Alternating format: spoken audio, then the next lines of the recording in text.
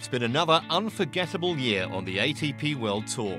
2012 has raised the bar once more as the sports stars have captivated fans around the world. Following a sensational 2011 where he ended the year as world number one, Novak Djokovic began 2012 with a bang, overcoming Rafael Nadal in the longest Grand Slam final in history at the Australian Open. I think as a player, something changed in him because he suddenly found a belief in himself that he could beat the big ones.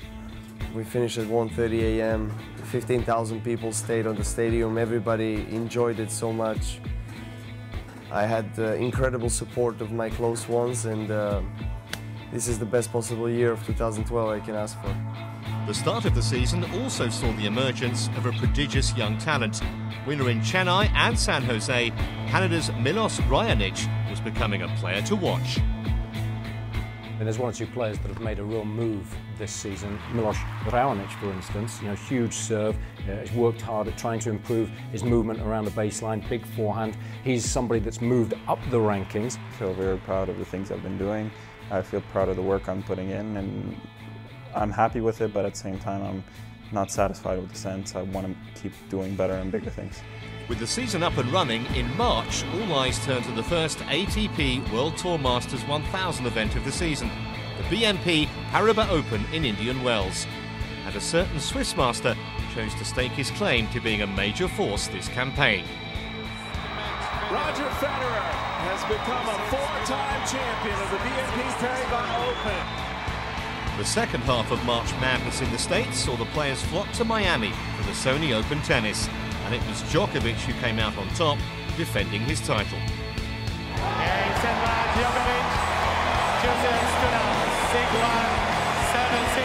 It's more than ever important to not only be an incredible mover out there, but also to be strong. It's jaw-dropping to watch what these athletes do these days. It was soon April, and the European clay court swing. The first ATP World Tour Masters 1000 title on the red dirt was in Monte-Carlo. The King of Clay was back and ready to make some history. 8 times a champion in the Principality, Rafael Nadal. Simply astounding, whatever sport you watch. Nadal, Djokovic, Federer, Mario, many other guys, but to see them play, it's a great satisfaction. The Mutua Madrid Open was just around the corner, and Roger Federer continued his impressive form with success in the Spanish capital for a third time. The 74th title of his illustrious career. The following week, and Rafa was back to winning ways. The Spaniard defeating Novak Djokovic in the 5th ATP World Tour Masters event of the year at the International Biennale d'Italia in Rome. Rafael Nadal wins here in Rome for a 6th time. And of course that was huge for Nadal as well, because it was the last Masters Series 1000 before you go into the French Open. He needed the win that week to feel really good about his chances at the French Open. And then, of course, when we went into that tournament, history was on the line as far as Djokovic and Nadal was concerned. It was a fantastic tournament. So, with history beckoning at Roland Garros, it was Rafa who denied Novak a chance to hold all 4 Grand Slams, and in the process broke Bjorn Borg's record of 6 French Open wins. It was a very emotional tournament for me, and I feel very lucky to be able to win there another time.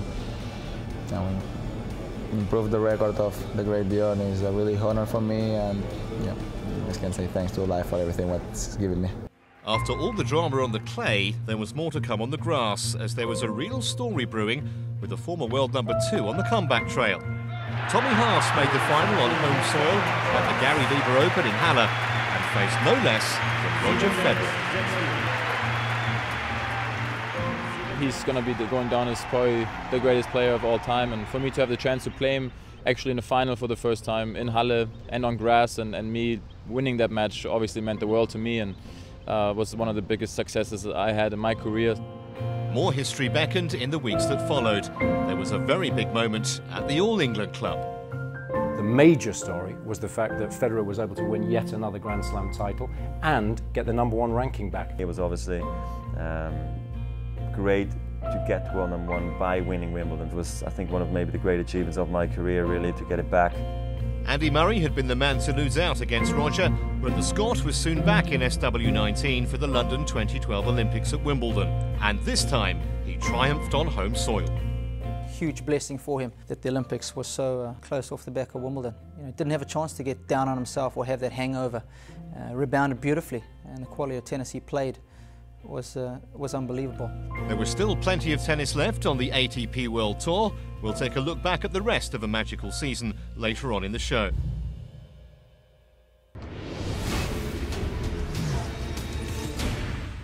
So that's it for 2012, and it's been another vintage year.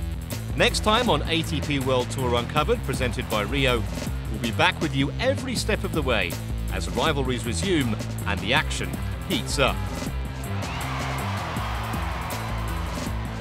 Don't forget to log on to atpworldtour.com for your 24/7 breaking news and talk with us on Facebook and Twitter. See you next year.